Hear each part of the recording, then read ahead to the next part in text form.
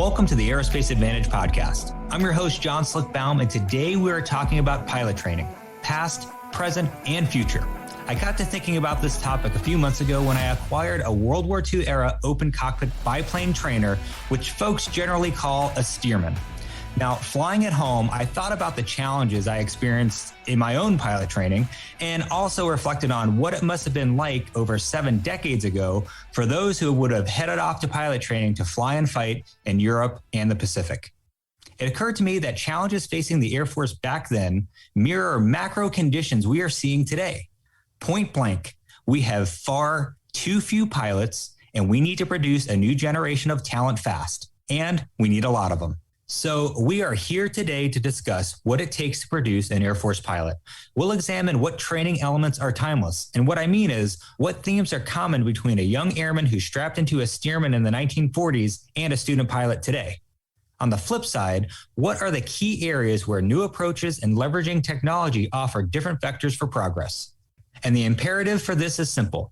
The demand for air power is on the rise, but without enough trained pilots, airplanes sitting on the ramp are just bricks. It takes highly trained airmen to strap in and fly the missions. The Air Force has been stuck with too few pilots for too many years now, and it's really causing problems.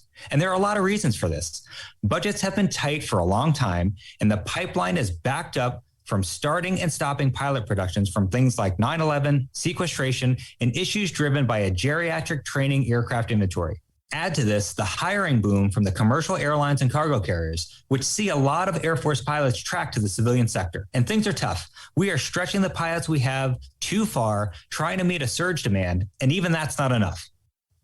Now, we've known about this shortfall for years, and the Air Force is trying to implement new solutions, many driven by technology. But there are also some realities where it's going to take sitting at the controls, shooting approaches, a lot of touch and goes, practicing maneuvers, and learning through straight up experience. Now, think about it like this. Do modern Olympic runners benefit from things like high-tech new shoes? You bet, but they still have to go out and pound the pavement every day and run, just like runners have done for centuries. There are some constants about us as humans that are enduring. To this point, do you know that the FAA requirements for a pilot license has not changed in nearly 80 years? And there's a reason for that. Learning the basics takes real-world practice. And a while back, we had the opportunity to meet up with Colonel retired Bud Anderson to discuss his time as a fighter pilot in World War II. He's a triple ace, and his memory of flying and fighting is incredible. Now, here's what he had to say about his pilot training experience. I'm there, really magic thing happened. The government had a subsidized program to teach young men how to fly with no obligation, whatsoever. I got a private pilot's license while I was going to my second year of college, and flew an early model of the Piper Cub. So I'd got my private pilot's license, exactly 35 hours, and you passed or failed. And that's still a requirement today, is 35 hours for a private pilot's license. But the average, I think the average is about 70 hours for pilots today.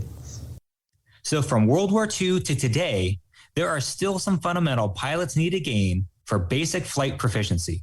And we need to be careful that we don't cheat this as folks advance through their various stages of training, while also ensuring we can harness technology in areas where it will up our pilot production game. So to baseline you on how the system works today, I've got Major General Larry Stutstream from the Mitchell Institute here today, and Stutz commanded a training squadron during part of his career, so he knows how this works. Hey, Slick, it's great to be back. So Stutz, walk us through the basics of both what you and I went through pilot training from the Vietnam era to today. It really hasn't changed much. Well, Slick, let me begin by saying that pilot training is not just about flying an aircraft, and it's not just about earning, prize silver wings. It's a total training enterprise. And at the end of the so-called training pipeline is a combat air crew. The goal there is fighting and winning the nation's wars.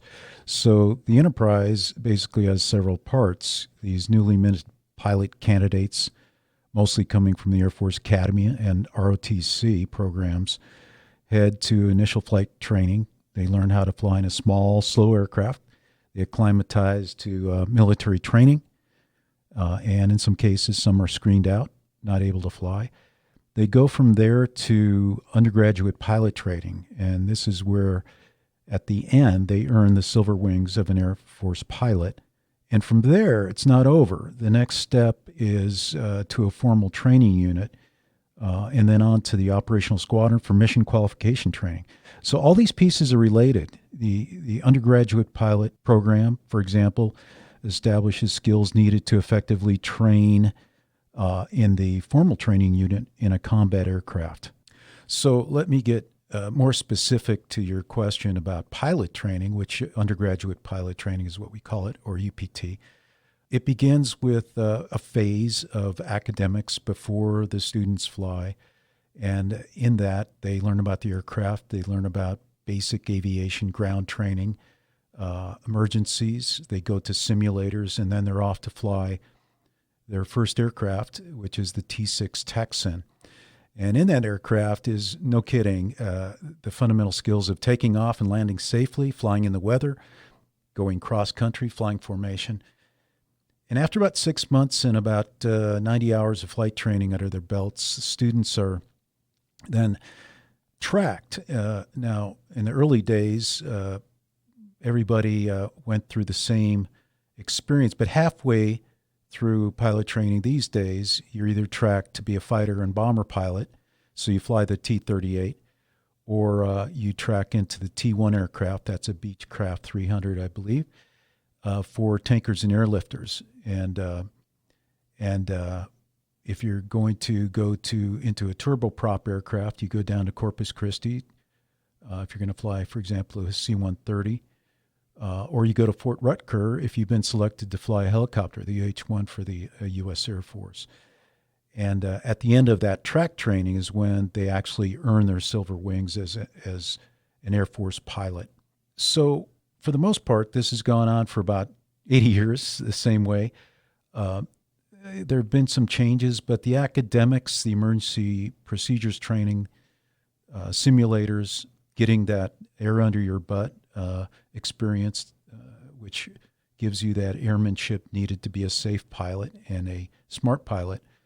After about 200 hours or so, that's been going on. And at the end of that, you receive what's the equivalent of FAA certification as a private instrument and commercial pilot.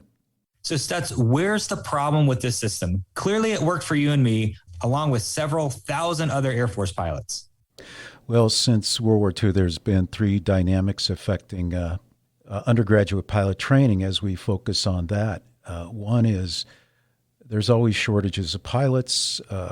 We saw it in Korea, we saw it in Vietnam. And so the Air Force is always trying to surge pilot training. It's got a 2,000 pilot deficit right now. The second dynamic is budget.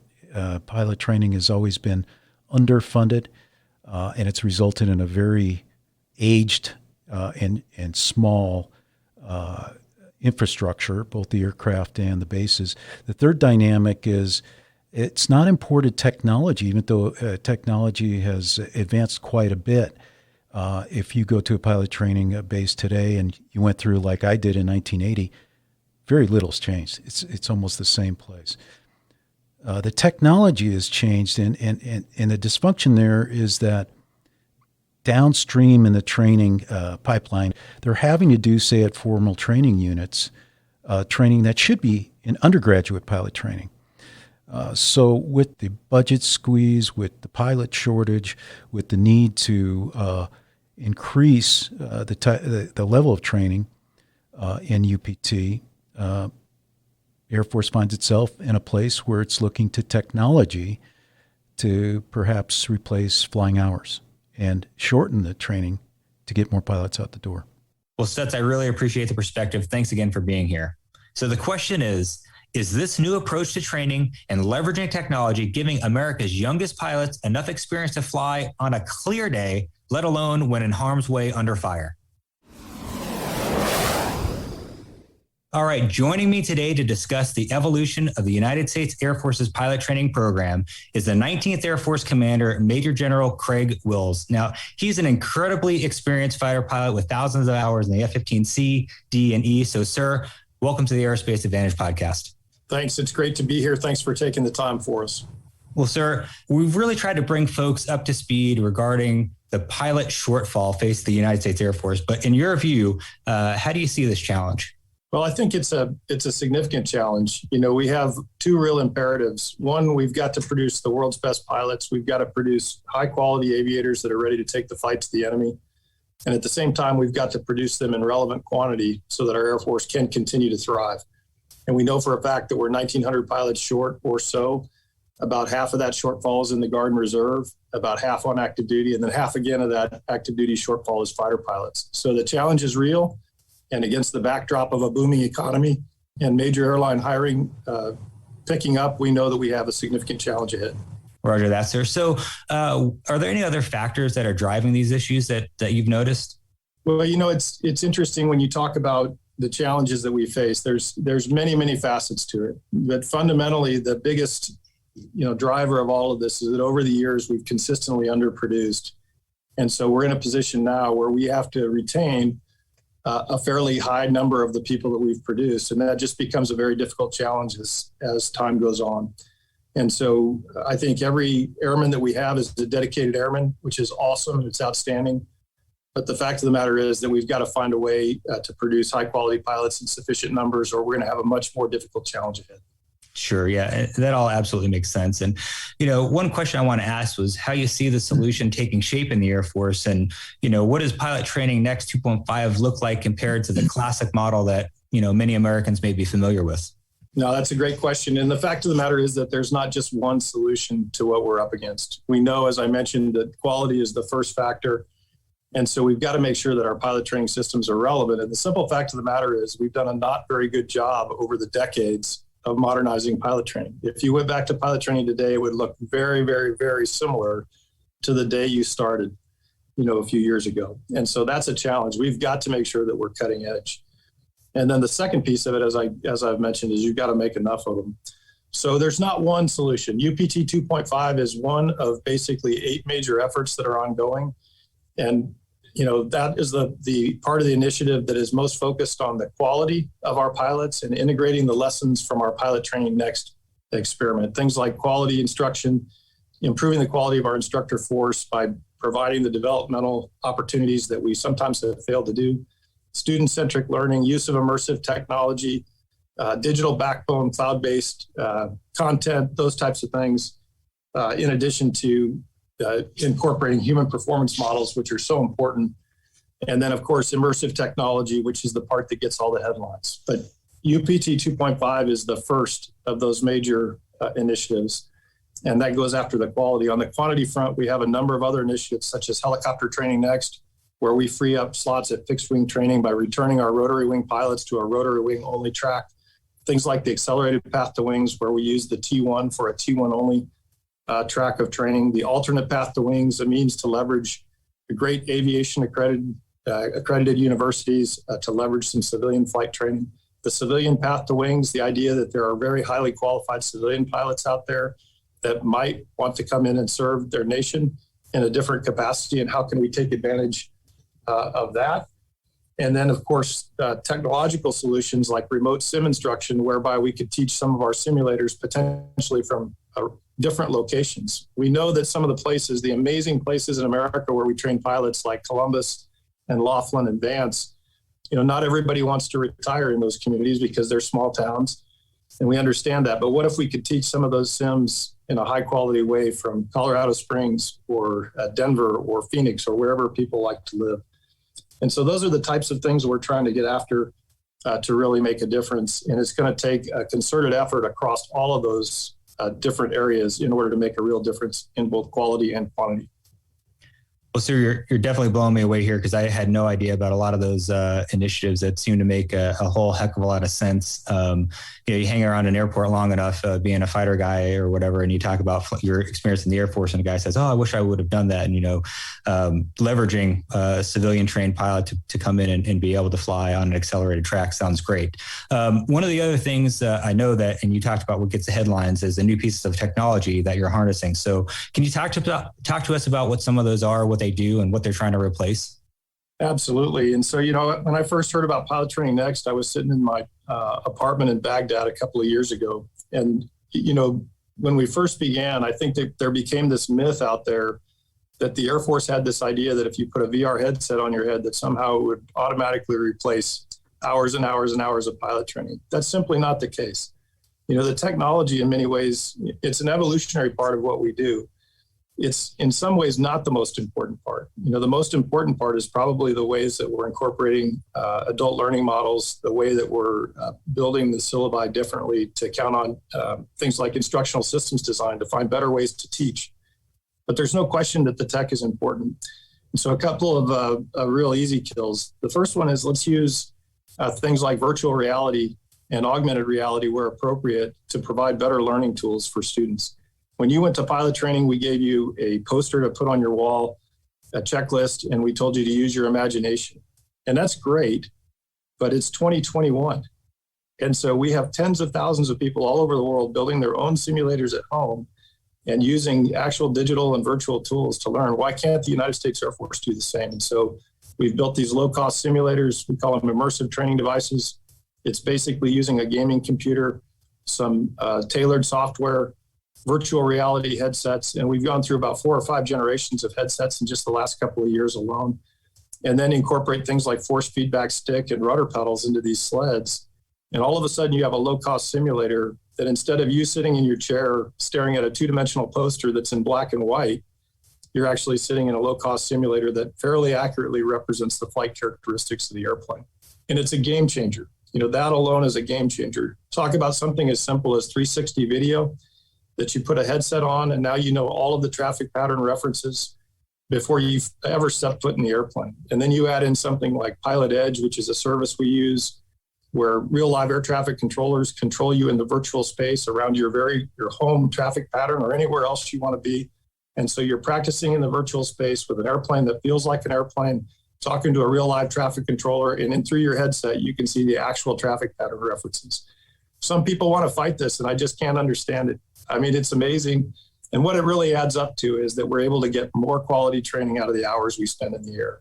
When you went to pilot training, you soloed probably between 10 and 15 rides into the program.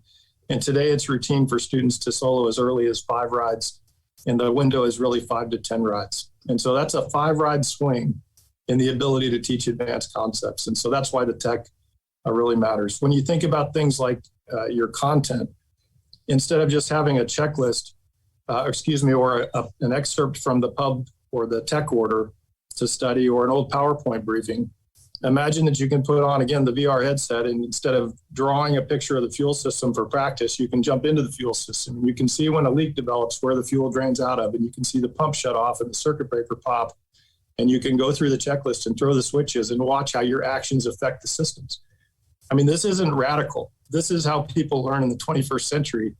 And so it's about time your United States Air Force moved in this direction.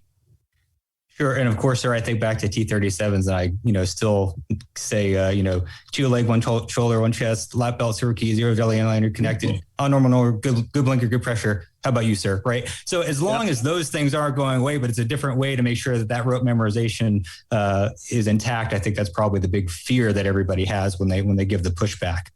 Well, so people are just terrified. People are just terrified. I actually had somebody tell me, you're not going to stop issuing the posters, right?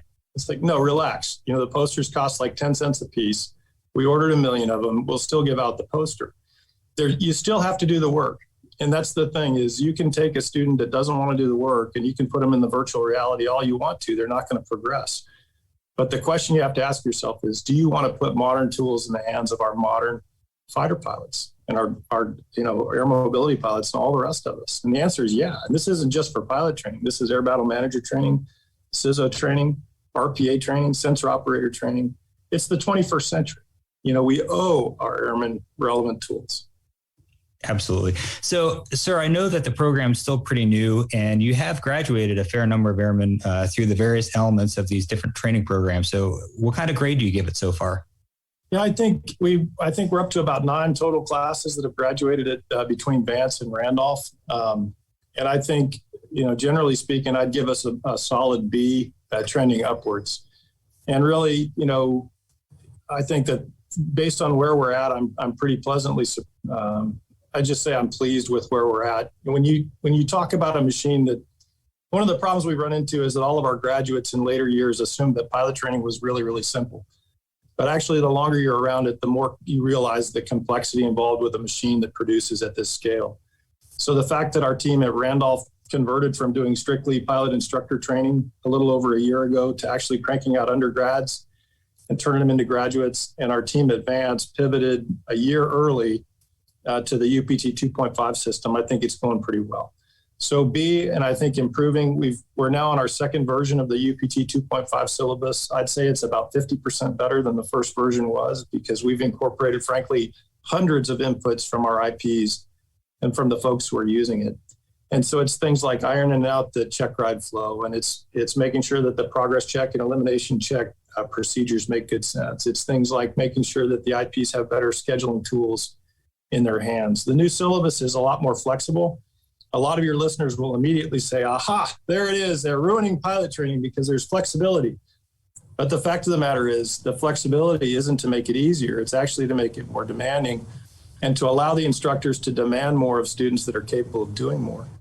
As opposed to when you and I went through, the best bet for you and I was to pray for no wins, a close MOA, and a simple profile. And every student's dream was to get those 3 things and then to fly well on top of it.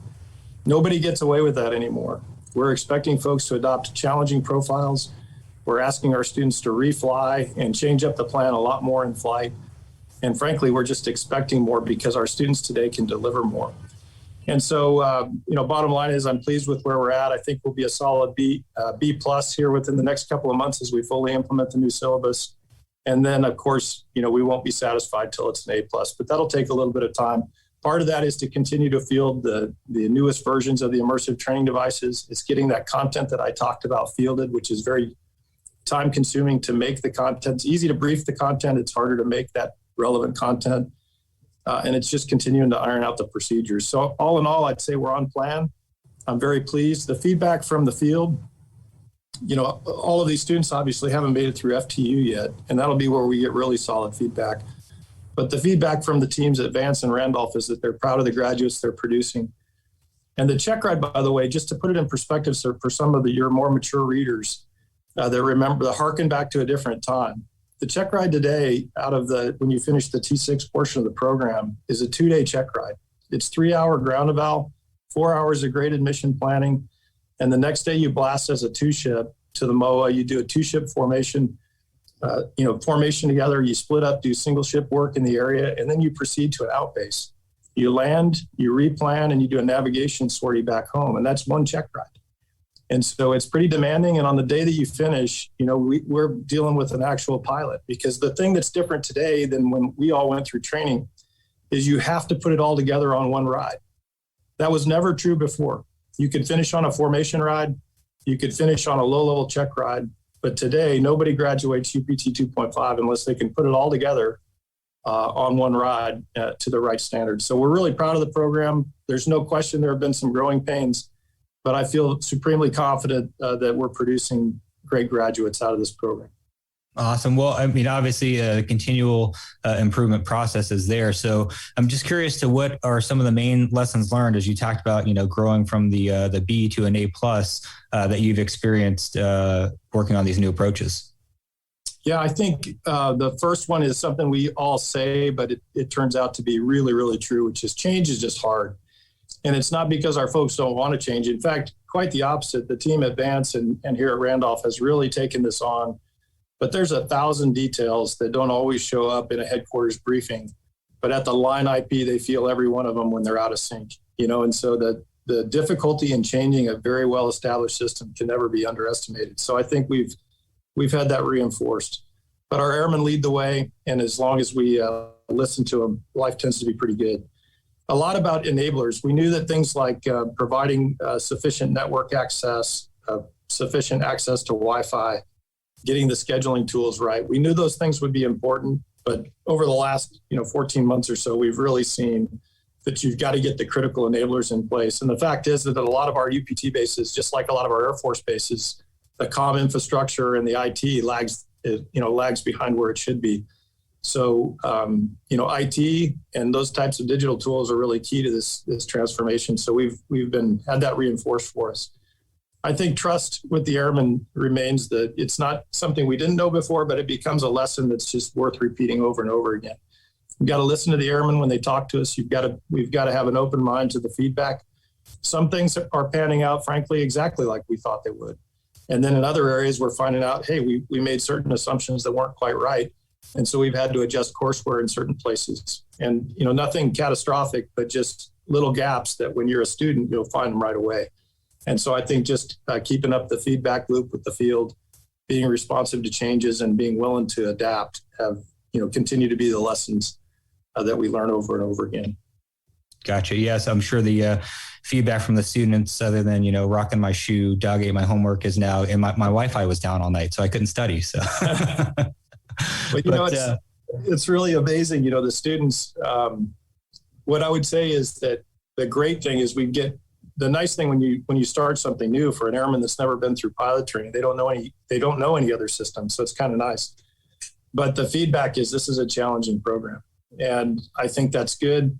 I don't think you can, the goal is not to, hey, go design something that's super hard so everybody washes out so you can claim you have a great program. That's not really the right way of looking at the problem. But the fact is that the attrition is up significantly right at the moment. I expect it'll come back down a little bit as our IPs and our students get better at the new system. But we've got a fairly demanding program, and we've got some work ahead to continue to make it good. Absolutely. Well, one of the things I wanted to clarify, and you mentioned it earlier, but can you talk to us about why the kind of pilots that the military needs is, they're different than what you might see in a civilian track? And of course, we both know that they're both good. They're both highly trained, but, for example, strapping into a supersonic fighter and launching into harm's way is totally different than, being an airline pilot, for example. So the demands are more than just hopping into a full motion simulator and things like that the airlines do use. So can you talk to that a little bit, sir? Yeah, absolutely. And I think, the elephant in the room, and this is one of those things that reverberates around the Air Force, which is there is this perception that all of a sudden we've replaced all of our flying training with VR, and that's just simply not the case. We're using the VR as additive tools. The T6 portion of the program has been completely redesigned. The syllabus is completely different. It's not the old T6 syllabus, but then you get wings. It's a completely redesigned syllabus. And then on top of it, we added some flying time, but in addition, added 100 hours of VR content. And so for those of your listeners that are out there that still think that we've just gone completely into the sim, that's not really the case. I know that's not what you're saying, but I thought it worth mentioning. Beyond that, I think the difference between us and the other folks is that we're going to expect people to operate in incredibly high tempo situations with the ultimate stakes on the line. And so when you talk about our airmen that are landing in a dirt strip in the middle of Afghanistan in the middle of the night with an airplane that weighs hundreds of thousands of pounds, and you have one chance to do it right, that's a different kind of an environment that we're training people for. So the discipline, the preparation, the exacting standards, those are the things I think that really set us apart. And of course, the willingness to put yourself in harm's way in a scenario where you simply just, we know that in training, we can always call it, knock it off and come back another day. But we also know we're going to send graduates out there where that may not always be the case. And so I think that the stakes are just a little bit higher in general. And I think the discipline and fortitude require a little bit more. I also think that we expect more in the terms of thick skin from our military aviators than potentially it is. Now, I have to say, in fairness to all my airline pilot friends, I've never been an airline pilot, and I don't know what it's like to be a civilian pilot. But we know for a fact that most airlines aren't going to require a 4 to 6 hour debrief after you make the Chicago to Newark leg. It's a different kind of a flying.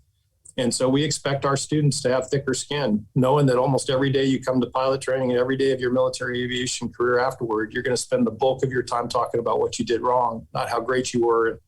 And the presentation of trophies portion of our program is relatively short. And so I think the stakes are higher. The skin needs to be a little thicker. And frankly, we owe a higher degree of professionalism. And again, not to take away from my friends that fly for the civilians, there's some great civilian flying outfits. But if we want to be the world's best, we've got to be the world's best. And that encompasses everything, from the way that we treat each other on the ground to the way we execute in the air and the way we debrief when we get back. America deserves the best. Well, sir, I want to ask you a question about something that you said, and it all kind of ties into how you answer a question. I call myself an old guy since I'm retired, but, so an old guy like me that didn't get their wings until after T-38s or whatever track they went on, it seems like somebody with getting their wings after 6 months and, you said about 100 hours of flying in the T-6, maybe they don't have the airmanship that one would think would be commensurate with United States Air Force pilot wings.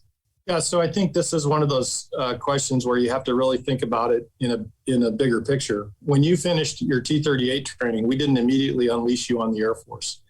You got your pilot trainings at a stage, and you got your wings rather at a particular stage. And what that said is you're ready for the next stage of training. And so that's really no different now. When we finished with the T-6 program, the folks that are going to fighters and bombers still report to T-38s for T-38 training. And we're doing some things to make that training better. But basically what the wings are saying is you have the basic competencies of an Air Force pilot, which again, we've mixed up that, as I mentioned, we've redesigned the T6 syllabus. So it's not just the old tweet syllabus or the old T6 syllabus with a different ending. It's quite a bit different. But I think the key point remains the same, is that in both cases, we're putting the wings on your chest and saying you have the competencies and the skills, and you're ready for the next level of Air Force training. When you graduated from pilot training, you weren't ready to go out and conquer the world. You had a certain set of basic skills, and we had a system that built upon those skills, and that's really no different today. I'd argue that between the additive training and hopefully the better ways that we're training, I think the folks that are finishing up in our UPT 2.5 are highly competent at basic piloting skills. But there's no question they still have more training to do, and that's why they get more training before they go on to their MWSs. The other thing I'd point out is that when you look at the historical attrition numbers that we had in T6s, it was about 7.7% in T6s over the last 10 years, about 1.5% in T38s, 1.5% in T1s, and 0.9% in T38s.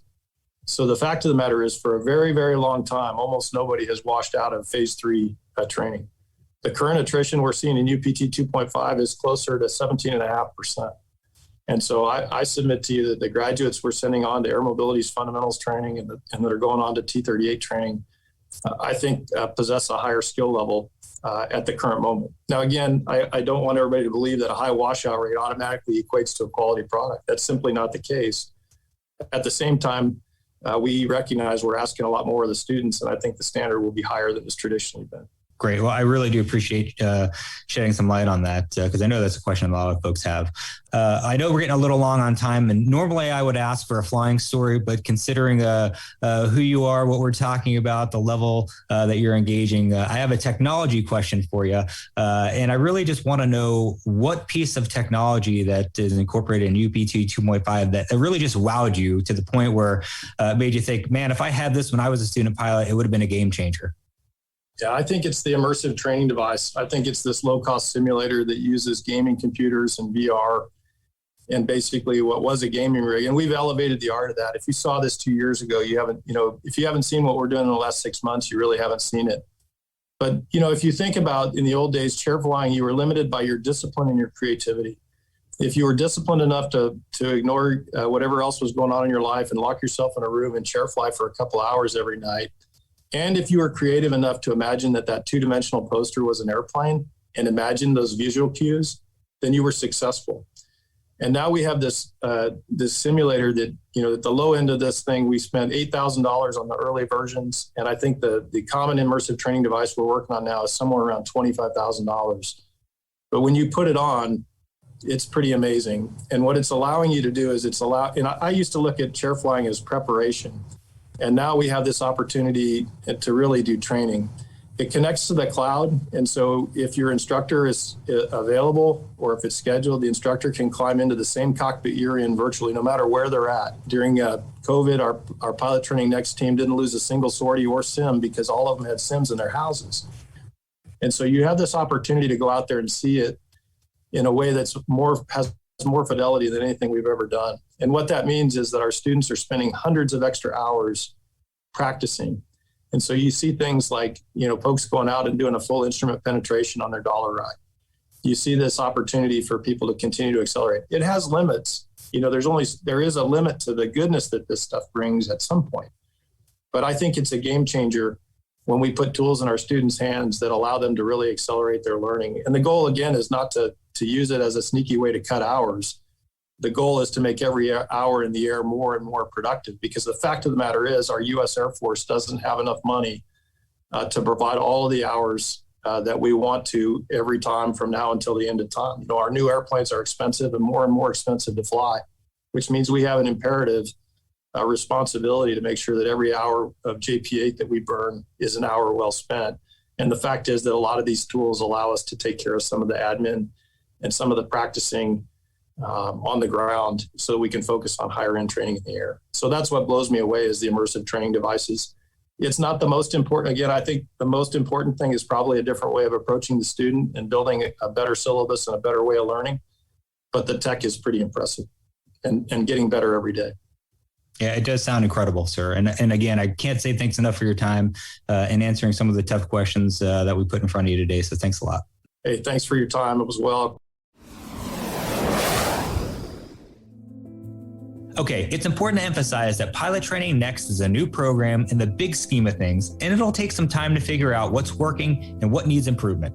The biggest thing to emphasize is that whatever we settle on has to work. The Air Force needs these pilots in volume, they need them fast, and they need to be exceedingly competent. So with that, I've got Stutz back with me along with Heather Penny from our team to talk through some factors to consider regarding how the Air Force may evaluate the program. So Stutz and Heather, welcome. Hey, Slick. Hey, Slick. Now, we just heard General Wills' discussion, and you've both spent years in the cockpit. Give me a quick rundown on the factors you track on this program, and how would we know if it's winning or losing? I've got to tell you that I went through the exact same pilot training process that you and Stutz did, right? I went through the T-37 and the T-38 with very minimal technology. So I agree with General Wills. I think that the technology they're bringing on board is going to make a huge difference in maximizing the quality of every hour of airtime that they get. But I'll tell you, it cannot replace airtime. And I know this because as an instructor pilot in the Gulfstream, the training I went through was a full-up Level D motion simulator. It was exquisite. But when I got students that had just come out of pilot training, had gone through that civilian full-up motion simulator training, and we got them there on the field, putting them in the jet was a totally different experience.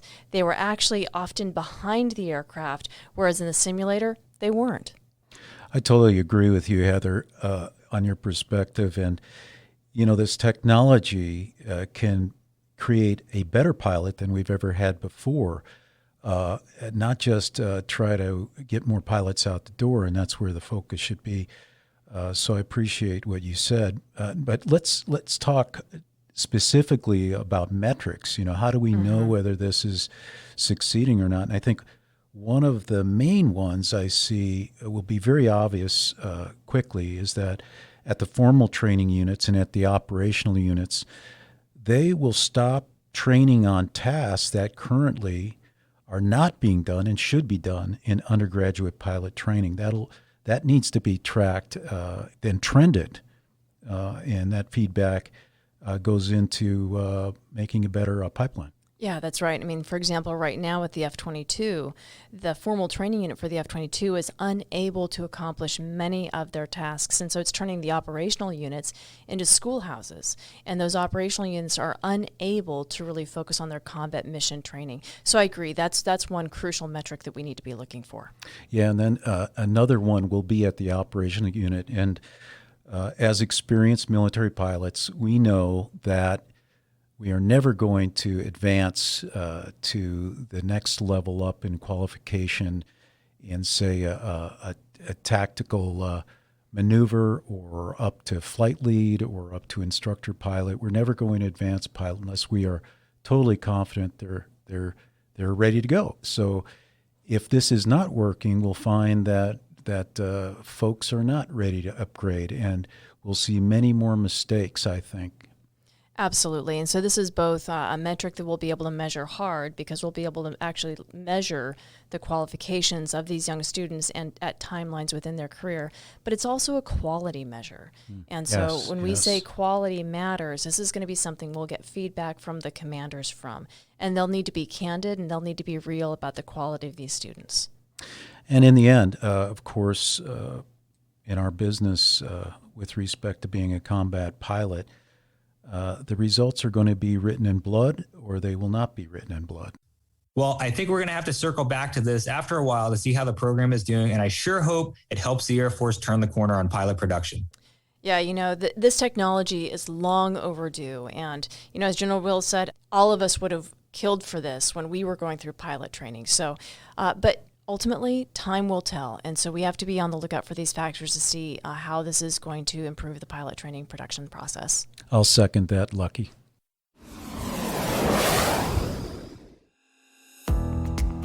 With that, I'd like to extend a big thank you to our guests for joining in today's discussion.